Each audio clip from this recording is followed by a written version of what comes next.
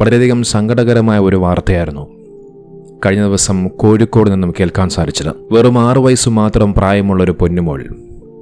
ആ പൊന്നുമോൾ കാണാൻ തന്നെ നല്ല ചേലാണ്. ആ മകൾ മരണപ്പെട്ടു പോയെന്നുള്ള വാർത്ത.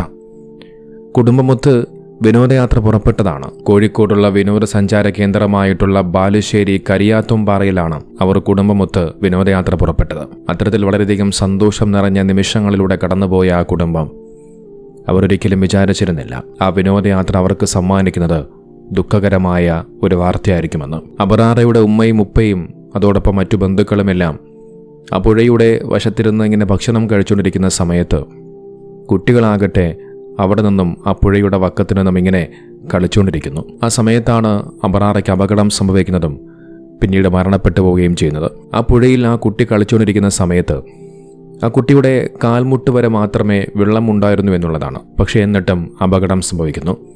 മരണം ആ മകളെ തേടിയെത്തുന്നു. ഇങ്ങനൊരു അപകടം ഉണ്ടാകുമെന്നുള്ള കാര്യം ഒരുപക്ഷെ ആ മാതാപിതാക്കൾ പോലും ചിന്തിച്ചു കാണില്ല.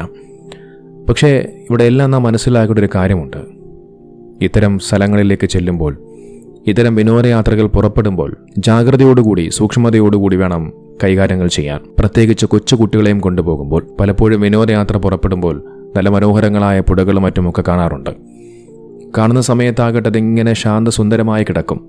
അത് കാണുമ്പോൾ നമുക്ക് ആ വെള്ളത്തിലേക്ക് ഇറങ്ങാനും തോന്നും. ഒരുപക്ഷെ ഇറങ്ങുന്ന സമയത്ത് നമുക്കിങ്ങനെ നിൽക്കാൻ പാകത്തിലായിരിക്കും ആ വെള്ളം ഉണ്ടായിരിക്കുക. പക്ഷേ എപ്പോഴാണ് അപകടം സംഭവിക്കുക എന്നുള്ളത് നമുക്ക് ചിന്തിക്കാൻ പോലും കഴിയില്ല. അതുകൊണ്ട് ഇതുപോലുള്ള സ്ഥലങ്ങളിലൊക്കെ നിങ്ങൾ വിനോദയാത്ര പുറപ്പെടുമ്പോൾ നിങ്ങൾ വളരെയധികം സൂക്ഷ്മതയോടുകൂടി വേണം ഓരോ കാര്യങ്ങളും ചെയ്യാൻ. നമ്മൾ നിരന്തരമായി കേൾക്കുന്ന വാർത്തകളാണ് ഇതുപോലെയുള്ള മുങ്ങിമരണങ്ങളും മറ്റുമൊക്കെ.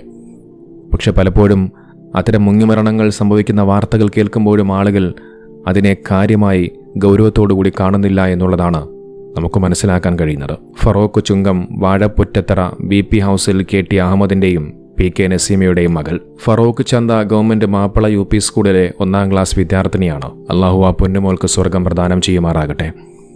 ആ മാതാപിതാക്കൾക്ക് അല്ലാഹു സുബ്ഹാനഹു വ തആല എല്ലാം സഹിക്കാനും ക്ഷമിക്കാനുമുള്ള മനസ്സുകൂടി അനുഗ്രഹിക്കുമാറാകട്ടെ.